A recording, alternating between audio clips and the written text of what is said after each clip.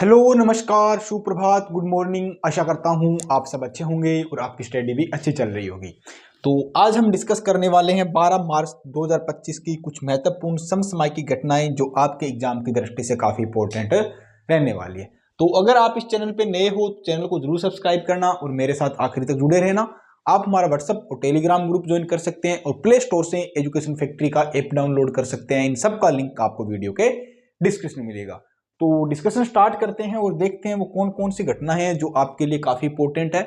अगर आपको पीडीएफ चाहिए तो आप हमारा टेलीग्राम ग्रुप ज्वाइन करें, वहां हमने इसमें ऑलरेडी सेंड कर दिया है।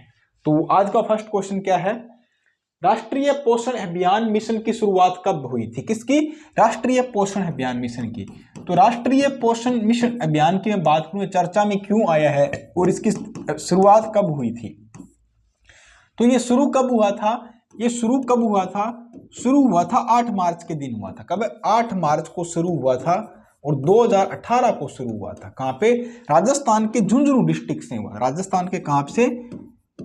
झुंझुनू झुंझुनू राजस्थान के झुंझुनू डिस्ट्रिक्ट से हुआ था। झुंझुनू जिले से हुआ था। कहां से? राजस्थान से। और किसने किया था? देश के प्रधानमंत्री ने खुद ने इसको शुरू किया था। इसका अब क्या है, 7 साल कंप्लीट हो गए, तब क्या है इसकी वापिस ये चर्चा में आ गया। ठीक है, महिला एवं बाल विकास मंत्रालय द्वारा शुरू किया गया था।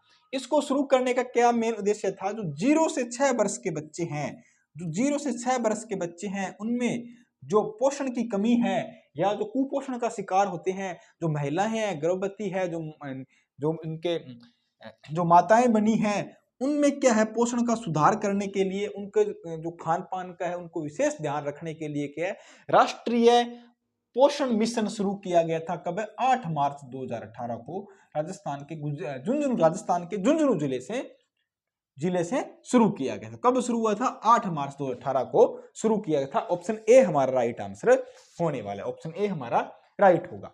अब देखते हैं थोड़ा डिटेल से इसके बारे में। तो पोषण अभियान 7 वर्ष कंप्लीट हो गए। 8 मार्च 2025 को यह शुरू हुआ था और 8 मार्च 2018 को शुरू हुआ था और 8 मार्च 2025 को क्या इसके 7 साल पूरे हो गए थे। कहां से हुआ? राजस्थान के झुंझुनू जिले से क्या ये शुरू हुआ था। महिला एवं बाल विकास मंत्रालय द्वारा क्या ये संचालित है, जिसके अंदर जो किशोरियां हैं, गर्भवती महिलाएं हैं, ये स्वतंत्र पान कराने वाली जो महिलाएं हैं, जो माताएं हैं, उनमें 6 वर्ष के से लेके 0 से लेके 6 वर्ष के बच्चे हैं, उनमें पोषण का सुधार करने के लिए क्या ये मिशन शुरू किया गया। तब नाम इसका क्या रखा? राष्ट्रीय पोषण मिशन रखा गया। जो किशोरियां हैं, गर्भवती महिलाएं, जो माताएं हैं, जो प्रेग्नेंट लेडी है, 0 से 6 वर्ष के बच्चे हैं, उनमें पोषण का सुधार करें। उनमें बौनापन है या कुपोषण है, एनीमिया कमी है, कम वजन है, इन समस्याओं को मद्देनजर रखते हुए इन पे सुधार करने के लिए क्या ये अभियान शुरू किया गया था। हाल ही में चुने गए कनाडा के नए प्रधानमंत्री कौन बने? अब कनाडा के क्या है, नए प्रधानमंत्री बन गए। किसके भैया? कनाडा के नए पीएम बन चुके हैं। इस्तीफा किसने दे दिया? जस्टिन ट्रूडो ने क्या इस्तीफा दे दिया। नए पीएम बन गए, नए पीएम बन गए कनाडा के। ठीक है, तो उनका नाम क्या है? जो नए पीएम बने उनका नाम मार्क कॉर्नी क्या उनका नाम है। उन्होंने इस्तीफा किसने दिया है वहां पे? इनसे पहले कौन थे? जस्टिन ट्रूडो क्या वहां पे प्रधानमंत्री थे। ये कौन सी पार्टी से? लिबरल पार्टी से। कौन सी? लिबरल पार्टी के। कौन सी? लिबरल पार्टी के ये उम्मीदवार है। ठीक है, ये पहले क्या है, जैसे अपने आरबीआई है, एसबीआई है, उसी तरह क्या कनाडा का जो बैंक है, कि वहां के जो बैंक है उसके क्या गवर्नर भी रह चुके हैं। क्या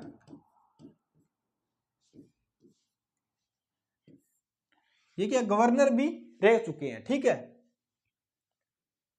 गवर्नर भी रह चुके हैं। ठीक है, जिससे हमारे जो प्रधानमंत्री थे डॉक्टर मनमोहन सिंह जी, जो आरबीआई गवर्नर रह चुके हैं ना, उसी तरह भी क्या ये अपने देश के क्या गवर्नर भी रह चुके हैं।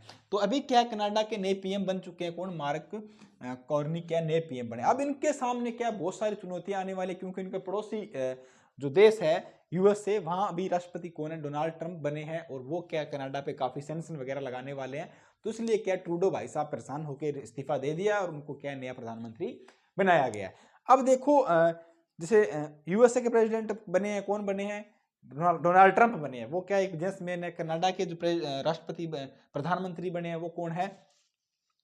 वो क्या है, एक पूर्व जैसे गवर्नर है किसी बैंक के। ठीक है, और हमारे देश के प्रधानमंत्री क्या है, एक चाय वाले हैं।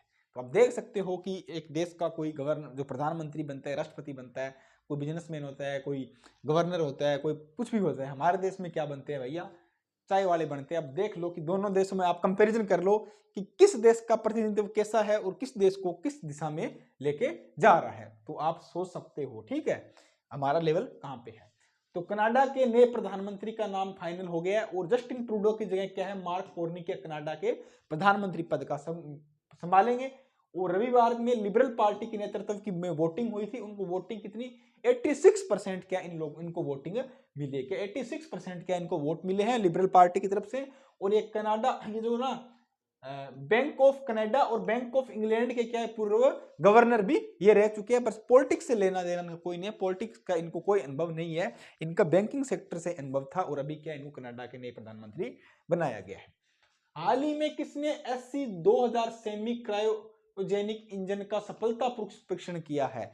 कौन सा SC-2000 सेमी क्रायोजेनिक इंजन है, कौन सा ये सेमी क्रायोजेनिक इंजन है और इसका अभी क्या है, इंजन का क्या है, सफलतापूर्वक परीक्षण किया गया। तो किसने किया है इसको लॉन्च, इसका परीक्षण, इसका ट्रायल किसने किया है? इसरो ने किया। किसने?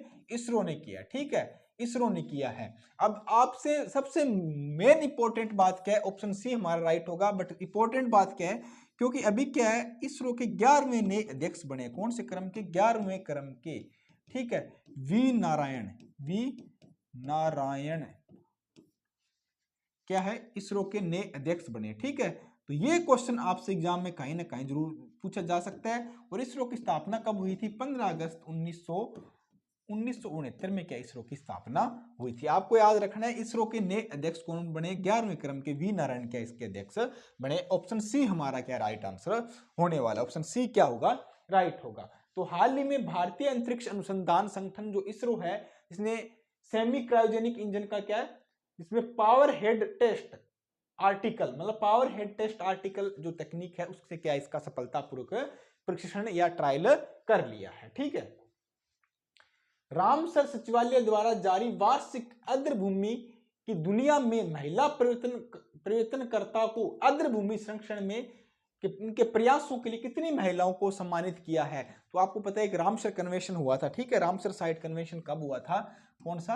रामसर साइट सम्मेलन कब हुआ था? तो 2 फरवरी 1971 को हुआ था। कहां पे? रामसर में हुआ था। कहां पे?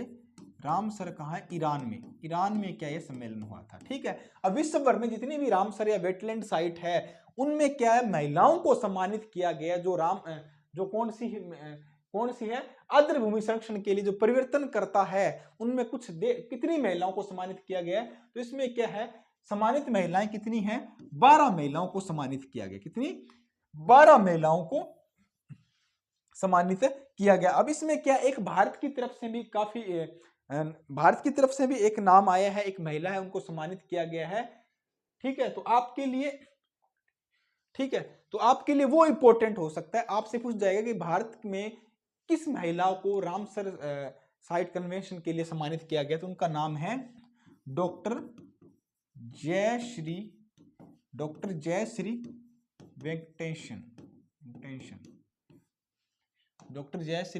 वेंकटेशन को क्या सम्मानित किया गया, ठीक है। अब भारत की तरफ से कौन थी? डॉक्टर जयश्री वेंकटेशन थी, इनको सम्मानित किया गया किसमें? रामसर जो सम्मेलन हुआ था, रामसर महिला परिवर्तन करता है आर्द्रभूमि संरक्षण के लिए, जो जिनमें महिलाओं का योगदान था, हमारी भारत की तरफ से कौन थे? डॉक्टर जयश्री वेंकटेशन को शामिल किया गया, ठीक है। तो काफी इंपॉर्टेंट है, क्वेश्चन को स्टार लगाना, एग्जाम में इनका नाम पूछा जाएगा कि भारत की तरफ से सम्मानित होने वाली महिला कौन थी, ठीक है। अब भारत में कुल रामसर साइट्स कितनी है? भारत में मैं बात करूं, भारत में कुल रामसर साइट कितनी है हमारे देश में? रामसर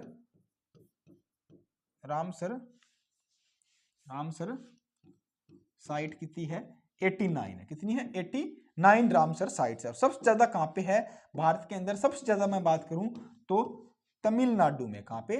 तमिलनाडु में क्या, अपने भारत के अंदर तमिलनाडु में क्या सबसे ज्यादा है। टोटल भारत में 89 रामसर साइट्स है। तो ऑप्शन क्या होगा, ऑप्शन डी हमारा राइट आंसर होने वाला है। ऑप्शन डी हमारा क्या होगा, राइट होगा। तो डॉक्टर जयश्री वेंकटेशन को आर्द्र भूमि के विवेकपूर्ण उपयोग या श्रेणी में प्रतिष्ठित रामसर पुरस्कार जीतने वाली पहली भारतीय महिला बन गई।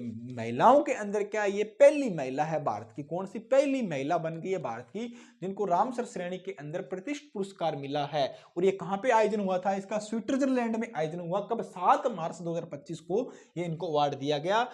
और ठीक है, महिला परिवर्तनकर्ताओं में शामिल किया गया। ठीक है, और आर्द्र भूमि संरक्षण में महिलाओं की क्या भूमिका है, सशक्त बनाने के लिए ये अवार्ड दिया गया है। और डॉक्टर वेंकटेशन ने केयर एथ ट्रस्ट की सह संस्थापक भी है। केयर एथ ट्रस्ट की के सह संस्थापक भी है। मतलब महिलाओं का जो वेटलैंड सिटी है या वेटलैंड साइट्स है, रामसर कन्वेंशन है, रामसर साइट्स है, इसमें महिलाओं का क्या योगदान है। तो अब की बार 12 महिलाओं को सम्मानित किया गया और भारत की तरफ से डॉक्टर जयश्री वेंकटेशन का नाम भी इसमें शामिल था। इनको भी ये अवार्ड दिया गया। इंपॉर्टेंट क्वेश्चन एग्जाम में जरूर कहीं ना कहीं देखने को मिलेगा। अभी हाल ही में किन देशों के बीच संयुक्त सैन्य अभ्यास फ्रीडम शील्ड 2025 का आयोजन हुआ। कौन सा बेटा, फ्रीडम शील्ड की मैं बात करूं, कौन सा, फ्रीडम शील्ड 2025 किन किन देशों के बीच में आयोजन किया जा रहा है। तो इनकी बात करूं, ये यूएस से प्लस साउथ कोरिया। कहां पे, साउथ कोरिया में ये आयोजन किया जा रहा है। यूएसए और साउथ कोरिया के बीच में ये आयोजन किया जा रहा है। अब साउथ कोरिया के साथ जब यूएसए इस तरह का कोई युद्धाभ्यास करेगा तो नॉर्थ कोरिया कुछ ना कुछ जरूर छेड़खानी करने वाला। जैसे ही साउथ कोरिया ने यहाँ के साथ यूएस से युद्धाभ्यास शुरू किया तो नॉर्थ कोरिया को लगा कि हमारे साथ कुछ गलत हो रहा है। उन्होंने क्या, मिसाइल वगैरह टेस्ट करना शुरू कर दी। तो वहां कौन है भाई, जी जिनपिंग है, वो सॉरी उनका वहां के जो तानाशाह, उनका क्या नाम है, ये जी जिनपिंग तो चाइना के हैं। ठीक है, तो वो किम जोंग है। वहां पे कौन है, किम जोंग है, जिनकी हेयर स्टाइल वगैरह कटिंग अलग से ही रहती है। वो क्या है, वहां के हेड है और वो अपने आप को डेमोक्रेसी बताते हैं। ठीक है, बट है पूरी तानाशाही वहां पे। तो उन्होंने भी उनको कुछ ऐसा लगा कि साउथ कोरिया के साथ यूएसए का युद्ध अभ्यास हो रहा है, तो उन्होंने भी अपने एक अलग से क्या करना कर दिया, कुछ ट्रायल मिसाइलों के शुरू कर दिए। तो भारत और यूएसए और साउथ कोरिया के बीच में क्या है, फ्रीडम शील्ड सैन्य अभ्यास क्या है, शुरू हो रहा है दोनों देशों के बीच में। तो अमेरिका और साउथ कोरिया के बीच में साल 2025 का क्या है, फ्रीडम शील्ड नामक का संयुक्त सैन्य अभ्यास शुरू किया है। और इसको देखते हुए कुछ ही घंटों बाद देखो, उत्तरी कोरिया ने या नॉर्थ कोरिया ने में समुद्र में कई ब्लास्टिक मिसाइलें दागी है। ठीक है, बहुत सारी ब्लास्टिक मिसाइलें भी दाग दी, क्योंकि नॉर्थ कोरिया के साथ कोई युद्ध अभ्यास करता नहीं, तो ये क्या करता है कि अपना खुद ही अकेला ही सब कुछ कर लेता है। ठीक है, तो आक्रामक और टकरावपूर्ण युद्ध अभ्यास का है। नॉर्थ कोरिया ने क्या बोला है कि ये सही नहीं है, गलत हो रहा है, वो ये आक्रामक है, ये तनावपूर्ण स्थिति पैदा कर सकता है। तो उन्होंने कुछ ब्लास्टिक मिसाइलें छोड़ दी है युद्ध के अंदर, इस युद्ध अभ्यास को देखते हुए।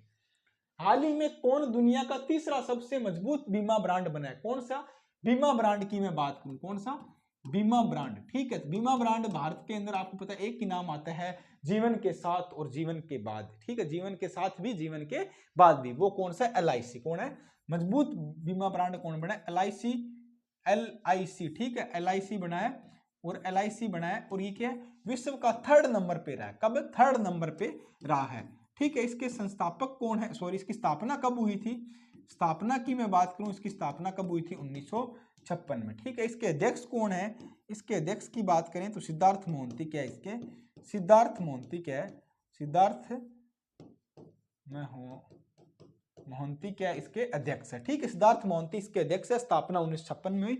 LIC क्या है, विश्व का तीसरा सबसे मजबूत या भरोसेमंद ब्रांड बन गया बीमा के अंदर, बीमा कंपनी के अंदर। ठीक है, ऑप्शन क्या होगा, बी हमारा राइट होगा। तो LIC दुनिया का तीसरा सबसे मजबूत या भरोसेमंद ब्रांड बन गया, किसमें, फाइनेंस या इंश्योरेंस के अंदर। ठीक है, 100 ब्रांडों में की रिपोर्ट जारी हुई है। ठीक है, विश्व भर की 100 ब्रांड की रिपोर्ट जारी, उसमें LIC का तीसरा नंबर आया है। और भारत जीवन बीमा निगम जो कि विश्व में तीसरा ब्रांड घोषित हो चुका है, किसमें, बीमा के सेक्टर के अंदर। तो ये भारत के लिए काफी अच्छी न्यूज है। ग्रिड कॉइन 2025 का उद्घाटन किसके द्वारा किया गया। तो ग्रिड कॉइन की मैं बात करूं तो जो ग्रिड कॉइन, ठीक है, ग्रिड कॉइन से आप समझते होंगे ना, ग्रिड कॉइन का मतलब क्या होता है। ग्रिड कॉइन, जो मतलब जो जीएसएस होते हैं, जो ग्रिड होते हैं, या इलेक्ट्रिक एनर्जी से बात करें ग्रिड कॉइन, तो क्या ये एनर्जी से संबंधित है, इसमें रिन्यूएबल एनर्जी या नॉन रिन्यूएबल एनर्जी है, इससे संबंधित क्या है, नई दिल्ली के अंदर, कहां पे, नई दिल्ली के अंदर हमारे जो केंद्रीय मंत्री है, जो पहले हरियाणा के मुख्यमंत्री होते थे, अब क्या पूर्व मुख्यमंत्री हो चुके हैं, और मनोहर लाल जी खट्टर के, ये आवासीय और बिजली मंत्री है, ठीक है, ये एनर्जी मंत्री है, ठीक है, मनोहर लाल खट्टर जी द्वारा क्या है, मनोहर लाल खट्टर द्वारा क्या इसका उद्घाटन किया गया या इसका शुभारंभ किया गया, कहां पे, दिल्ली के अंदर, किसका, ग्रिड कॉइन का, ठीक है, एनर्जी के सेक्टर को बढ़ावा देने के लिए, रिन्यूएबल एनर्जी को बढ़ावा देने के लिए शुरू किया गया। ऑप्शन ए हमारा राइट आंसर होने वाला, ऑप्शन ए क्या होगा, तो केंद्रीय मंत्री मनोहर लाल खट्टर जी ने 9 मार्च 2025 को दिल्ली के अंदर आईसीसी यशोभूमि के अंदर ग्रिड कॉइन 2025 का उद्घाटन किया। 30 देशों के वहां पे प्रतिनिधि वहां पे पहुंचे हैं, 2000 से ज्यादा क्या प्रतिभागी आए हैं, 150 से ज्यादा क्या तकनीकी पेपर जो रिसर्च स्कॉलर है वो लोग पहुंचे हैं, और इसका विषय क्या था, ग्रिड रेजिलियंस में नवाचार, जो ग्रिड रेजिलियंस है या ग्रिड है उसके अंदर नया नवाचार या नई टेक्निक को कैसे ऐड किया जाए, ठीक है, जिसके अंदर रिन्यूएबल एनर्जी है या स्मार्ट मीटर प्रबंधन है, डिजिटल ट्रांसफॉर्मेशन है, इन सबको क्या है, नवाचार या नई टेक्नोलॉजी जोड़ने के लिए कि ये ग्रिड कॉइन 2025 का शुभारंभ या ये सम्मेलन किया है, कहां पे, नई दिल्ली में, मनोहर लाल जी खट्टर जो हमारे केंद्रीय मंत्री है, और मेन उद्देश्य क्या, स्मार्ट मीटर का प्रबंधन है, डिजिटलाइजेशन ट्रांसफॉर्मेशन है, और रिन्यूएबल एनर्जी रिसोर्सेज का उपयोग है, इन सबको देखते हुए शुरू किया गया। हाल ही में माइक्रोसॉफ्ट इंडिया डेवलपमेंट सेंटर की आधारशिला कहां पे रखी, किसकी, माइक्रोसॉफ्ट की, ठीक है, Microsoft India development, Microsoft India development की मैं बात करूं, इंडिया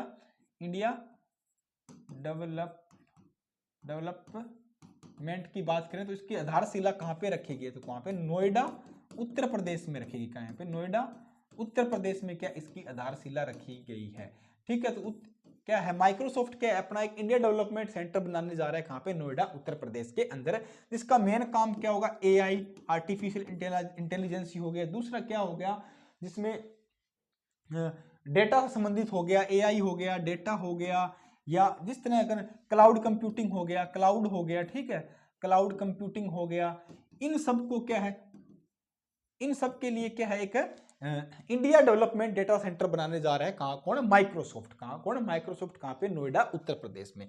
अब इसके सीईओ कौन है, ठीक है, माइक्रोसॉफ्ट के सीईओ कौन है, सत्या नडेला, कौन है, सत्या नडेला क्या इसके सीईओ, कौन है, सत्या नडेला क्या इसके सीईओ, आपको ये भी याद रखना, ठीक है, इनको अब की बार सीईओ ऑफ द ईयर का अवार्ड भी मिला है, ठीक है, तो ऑप्शन बी हमारा राइट आंसर होने वाला है, ऑप्शन बी क्या होगा हमारा राइट आंसर होने वाला है। तो माइक्रोसॉफ्ट ने 8 मार्च को घोषणा की है कि नोएडा उत्तर प्रदेश के अंदर मुख्यमंत्री योगी आदित्यनाथ जी ने नोएडा का जो सेक्टर 145 है वहां पे लगभग कितना 1.1 मिलियन वर्ग फीट में क्या ये माइक्रोसॉफ्ट का एक डेटा सेंटर बनने जा रहा है, इंडिया डेवलपमेंट डेटा सेंटर बनने जा रहा है, कहां पे, नोएडा के अंदर। हाल ही में किसे एचपीसीएल के अध्यक्ष और प्रबंधन नियुक्त किए गए, एचपीसीएल की बात करें तो क्या है, Hindustan petroleum corporation limited, HPCL, HPCL क्या है, एक पीएसयू या भारत सरकार का उपक्रम है, ठीक है, क्या है, उपक्रम है, ठीक है, उपक्रम है, क्या, सरकारी उपक्रम है, ठीक है, क्या, एक पीएसयू है, उपक्रम है ये भारत सरकार का, ठीक, उपक्रम है किसका, भारत सरकार का, भारत सरकार का। इनके जो मेन हेड कौन होता है, इनके जो मेन हेड होते हैं, जितने भी पीएसयू है हमारे देश के, जो नवरत्न है, महारत्ना है, मिनी रत्न है, उन सबका हेड कौन होता है, देश का राष्ट्रपति क्या है, उनका सबका हेड होता है हर एक पीएसयू का। तो जो एचपीसीएल है इसकी स्थापना कब हुई थी, इसकी स्थापना की बात करूं तो 1974 में क्या इसकी स्थापना हुई थी, ठीक है, हिंदुस्तान पेट्रोलियम कॉर्पोरेशन लिमिटेड। और इसके क्या नए अध्यक्ष बनाए गए हैं, किसको, अभी नए इसके अध्यक्ष कौन बने हैं, तो विकास कौशल क्या इसके नए अध्यक्ष बने, कौन, विकास कौशल नए अध्यक्ष बने, और कितने साल के लिए बने, 5 साल के लिए, 2030 तक क्या इनका कार्यकाल रहने वाला, 2030 तक क्या इनका कार्यकाल रहेगा, ऑप्शन ए हमारा राइट आंसर होने वाला, ऑप्शन ए क्या होगा, राइट होगा। तो विकास कौशल को 5 साल के लिए Hindustan petroleum corporation limited HPCL के अध्यक्ष और प्रबंधन क्या है, एमडी और सीईओ क्या नियुक्त किया गया है, ठीक है, तो ये क्या एक सरकारी कंपनी है जिसका ये नेतृत्व करने वाले हैं, ये क्या विकास कौशल हमारे क्या एचपीसीएल के नए एमडी और सीईओ बनने जा रहे हैं। अभी हाल ही में किस बैंक ने महिला उद्यमियों के लिए बिना जमानत डिजिटल एसएमई ऋण योजना शुरू की है, किसकी कौन सी योजना? एसएमई ऋण योजना। एसएमई ऋण योजना मतलब किसके लिए? महिलाओं के लिए। किसके लिए? महिलाओं के लिए। ठीक है, महिलाओं को ऋण देने के लिए या महिलाओं को एम्पावर करने के लिए, वो अपना कुछ काम कर सके, इसके लिए एसएमई ऋण योजना शुरू की है। किसने? कौन से बैंक ने की है? तो वो बैंक है बेटा एसबीआई बैंक ने, महिलाओं के लिए शुरू की है। और उसमें क्या है? बिना किसी जमानत या बिना किसी गारंटी के, बिना किसी जमानत के या बिना किसी गारंटी के क्या ऋण दिया जाएगा। तो कौन सा बैंक दे रहा है? उस बैंक की बात करें तो वो बैंक है कौन सा? एसबीआई बैंक ने इस देने की क्या है घोषणा की है। किसने बैंक ने? एसबीआई बैंक ने दी है। ऑप्शन बी हमारा राइट आंसर होने वाला है। तो अंतरराष्ट्रीय महिला दिवस 2025 के ऊपर एसबीआई ने महिला उद्यमियों को, जो महिला बिजनेसमैन है या इंटरप्रेन्योर है, जो बिजनेस करना चाहती है, उनको बिना गारंटी के लिए क्या है? एसएमई, ठीक है, एसएमई ऋण योजना शुरू की है। किसने? एसबीआई बैंक ने। तो एसबीआई अस्मिता लॉन्च किया है। इस योजना का नाम क्या रखा है? एसबीआई अस्मिता नाम है। इन्होंने एसबीआई अस्मिता क्या लॉन्च किया है, जो पूरी तरह से क्या डिजिटल है और परेशानी मुक्त है। मतलब पूरी तरह डिजिटल या ऑनलाइन होने वाले, इसमें आपको क्या है? किसी तरह की जमानत या गारंटी या डेटा नहीं देना है और आपको ऋण मिल जाएगा। ठीक है, यह ऋण स्वचालित डेटा सत्यापन है, एपीआई परिस्थितिकी तंत्र पे आधारित है। ठीक है, शीर्षक महिला उद्यमियों की उद्यमिता प्रशिक्षण को मिलेगा। और इसमें क्या? नारी शक्ति को प्लेटिनियम डेबिट कार्ड भी पेश किया जाएगा, जो कि 100% रिन्यूएबल नवीनीकरण प्लास्टिक होगा, जो रुपए पे से समर्थित कार्ड होगा। ठीक है, इनमें क्या है? जो नारी शक्ति के नाम से क्या है? प्लेटिनियम डेबिट कार्ड भी दिया जाएगा। और उसको संचालन कौन करेगा? रुपए पे कंपनी करने वाली। और पूरे 100% क्या ये नवीनीकरण प्लास्टिक से बना होगा, इसका दोबारा रीयूज भी किया जा सकता है। तो आपसे पूछ जा सकता है, महिलाओं को एसबीआई अस्मिता या नारी शक्ति डेबिट कार्ड योजना या महिलाओं को एसएमई ऋण देने की योजना किसने शुरू की है? तो वो एसबीआई बैंक ने शुरू की है। अभी हाल ही में सीआईएसएफ का स्थापना दिवस का परेड आयोजन कहां पे हुआ था? ठीक है, तो अभी क्या सीआईएसएफ का स्थापना दिवस था? सीआईएसएफ की स्थापना कब हुई थी? स्थापना की मैं बात करूं तो 1968 का एक्ट था, अधिनियम कब था? 1968 का। और स्थापना कब हुई थी? 1969 में क्या स्थापना हुई थी। अब की बार स्थापना दिवस कौन सा था? तो 56वां स्थापना दिवस कौन सा था? 56 क्रम का क्या स्थापना दिवस हुआ था। ठीक है, कहां पे आयोजन हुआ था? आयोजन की मैं बात करूं तो ये आयोजन कहां पे हुआ था? आयोजन हुआ था तमिलनाडु में, क्योंकि इसका मुख्यालय वहां पे बना हुआ है। तो तमिलनाडु में क्या है? तमिलनाडु में क्या है? इसका आयोजन हुआ था। परेड कहां पे हुई? तमिलनाडु में। अध्यक्ष, इसके मुख्य अतिथि कौन थे? भाग किसने लिया था? तो केंद्रीय गृह मंत्री अमित शाह जी क्या है? गृह मंत्री हमारे जो अमित शाह जी थे, अमित शाह जी ने क्या इसमें भाग लिया है और उन्होंने क्या है इसको वहां पे प्रतिनिधित्व किया था। तो इसका कौन सा स्थापना दिवस था? 56वें नंबर का था, 1968 का अधिनियम था। और इसके अब की बार इसके अध्यक्ष कौन है? अध्यक्ष की मैं बात करूं या इसके मेन हेड कौन है? उनके हेड की राजविंदर सिंह भाटी। कौन है?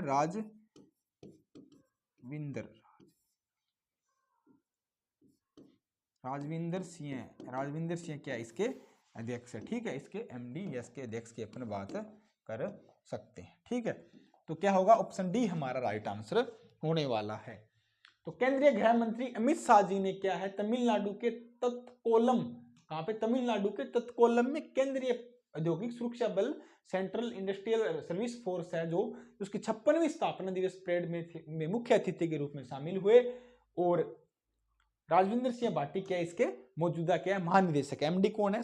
एमडी कौन है इसके? राजविंदर सिंह भाटी क्या इसके एमडी है। हाल ही में किस राज्य मंत्रिमंडल ने कोचिंग सेंटरों को विनियमित करने का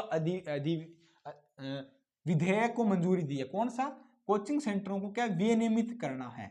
ठीक है, तो जो कोचिंग सेंटर है उनका विनियमित करने का मतलब क्या है? कोचिंग सेंटरों को क्या है को विनियमित करना है, मतलब उनको क्या नियमित करना है, उनको कंट्रोल करना है या उनको सरकार की निगरानी में वो काम करे। इसका मेन कारण क्या है? आपको पता है कुछ दिन पहले कोटा, जिसको हम कोटा फैक्ट्री बोलते हैं, कोटा के अंदर जहाँ क्या नीट और आईआईटी वाले बच्चे बहुत ज्यादा है। ठीक है, नीट और जेई वाले बच्चे प्रिपरेशन करते हैं, उन्होंने कुछ पिछले साल की बात करें तो सबसे ज़्यादा क्या सुसाइड वहाँ पे की थी, क्योंकि जो बच्चे कोचिंग करते हैं उनका सिलेक्शन नहीं होता तो वो डिप्रेशन में आ जाते हैं, तनाव में आ जाते हैं। तो इसलिए क्या सरकार ने एक विधेयक पारित कर दिया है, राजस्थान सरकार ने, विनियमित करने के लिए कोचिंगों के, मतलब कोचिंगों के अंदर बच्चों को ज़्यादा प्रेशर ना होने, उनका तनाव कैसे कम किया जाए, उनकी पढ़ाई में उनको कैसे सुधार किया जाए। ठीक है, तो इन सब चीज़ों को देखते हुए उनकी सुरक्षा सबसे इंपॉर्टेंट है। उनकी सुरक्षा के लिए क्या है, राजस्थान सरकार ने क्या ये बिल पारी या अधिनियम पारी किया। तो कौन से राजस्थान राज्य ने,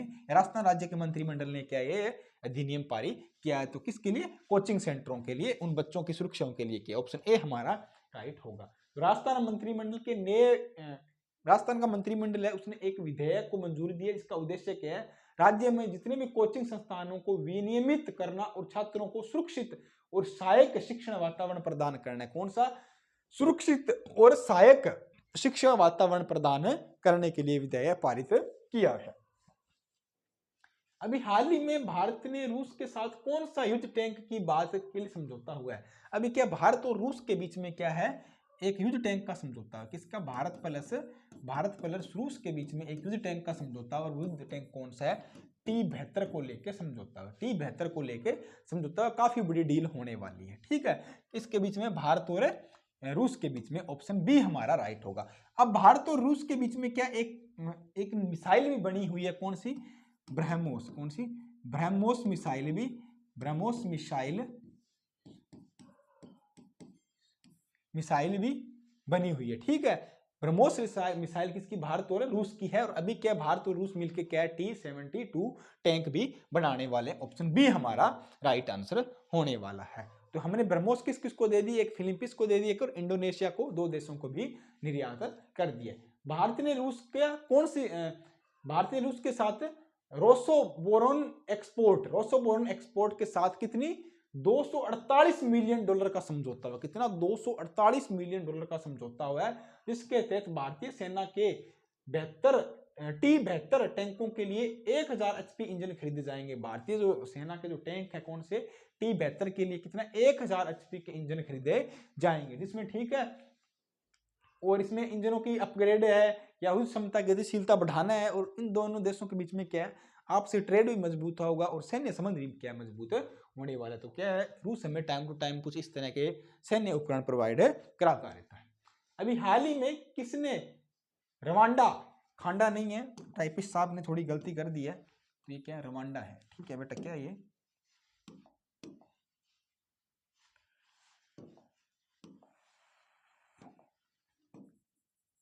क्या, रवांडा,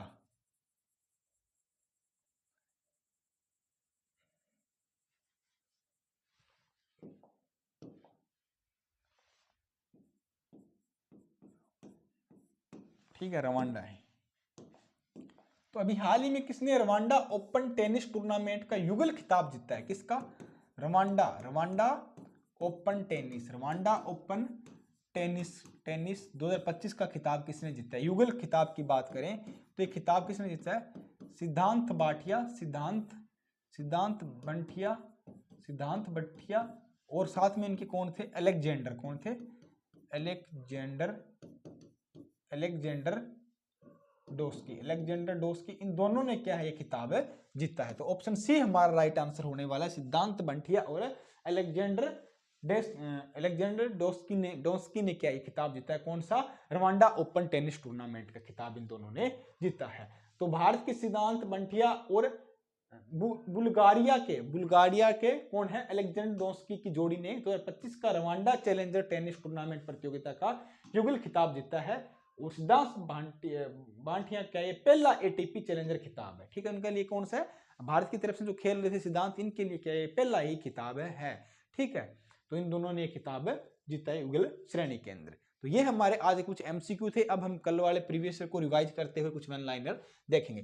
प्रोजेक्ट हैक के लिए HDFC बैंक ने किसके साथ MOU साइन किया। तो प्रोजेक्ट हैक हमने जो कल पढ़ा था, किस बैंक ने चलाया है, HDFC बैंक ने चलाया। उनका MOU किसके साथ हुआ है, तो वायुसेना के साथ समझौता हुआ है। किसके, जो वायुसेना के जो अधिकारी है, जो एम्प्लॉय है, जो पेंशन धारक है, जो पेंशन ले रहे हैं, इनके लिए योजना शुरू की गई है। तो सहायक वायुसेना अध्यक्ष और CSL अकादमी के साथ ये समझौता है। बोधिपथ फिल्म महोत्सव का आयोजन कहां किया जाएगा? तो बोधिपथ फिल्म महोत्सव का आयोजन नई दिल्ली में किया गया। बारबाडोस के द्वारा प्रधानमंत्री नरेंद्र मोदी को honorary order of the freedom Barbados सम्मान किस कारण दिया गया? तो कोविड-19 में क्या है, प्रधानमंत्री जी ने इनकी काफी शोक किया था, इसलिए क्या भारत के प्रधानमंत्री को बारबाडोस देश द्वारा क्या honorary order of the freedom award दिया गया है। मत्स्य पालन स्टार्टअप कॉन्क्लेव 2.0 का आयोजन कहां हुआ था, कब हुआ था? तो 8 मार्च 2025 को इसका आयोजन हुआ था। वन्य जीव अभयारण्य को देश का 58वें टाइगर रिजर्व के रूप में अधिसूचित किया गया। तो कौन सा वन्य जीव अभयारण्य है? तो मध्य प्रदेश के अंदर जो माधव राष्ट्रीय उद्यान है उसको वहां का 9वां मध्य प्रदेश को, भारत का कौन सा 58वां टाइगर रिजर्व घोषित किया गया है। किस देश ने 2025 में छठी एशियाई महिला कबड्डी चैंपियनशिप की मेजबानी की है? तो किसने की है? ईरान ने की है। चैंपियंस ट्रॉफी 2025 में फाइनल में भारत ने किस टीम को हराकर खिताब जीता है? फाइनल में भारत ने न्यूजीलैंड को हराकर खिताब जीता है। ग्लोबल टेररिज्म इंडेक्स किस संगठन द्वारा जारी किया गया? तो ये किसके द्वारा जारी किया गया था? Institute for economic and peace द्वारा जारी किया, institute of economy and peace द्वारा जारी किया गया। भारत की पहली महिला राष्ट्रपति कौन थी? तो प्रतिभा पाटिल क्या हमारी पहली महिला थी। और भारत की पहली महिला प्रधानमंत्री कौन थी? तो श्रीमती इंदिरा गांधी थी। क्योंकि ये मैंने इसलिए क्वेश्चन पूछे हैं कि अभी क्या है 8 मार्च निकला था, तो इसलिए आपसे 2 क्वेश्चन महिलाओं के बारे में पूछ लिए। और आज का हमारा क्वेश्चन ऑफ द डे क्या है? सत्यमेव जयते कब अपनाया गया? तो सत्यमेव जयते कब अपनाया गया आप कमेंट करके बताना है। तो ये हमारे आज के कुछ एमसीक्यू और वन लाइनर थे, और क्वेश्चन ऑफ द डे आपको क्या है इसका कमेंट करके बताना है। तो अपनी तैयारी को जारी रखें, पीडीएफ आपको टेलीग्राम ग्रुप में मिल जाएंगी। तो फिर मिलते हैं कल सुबह 8 बजे नए क्वेश्चनों के साथ। जय हिंद, धन्यवाद।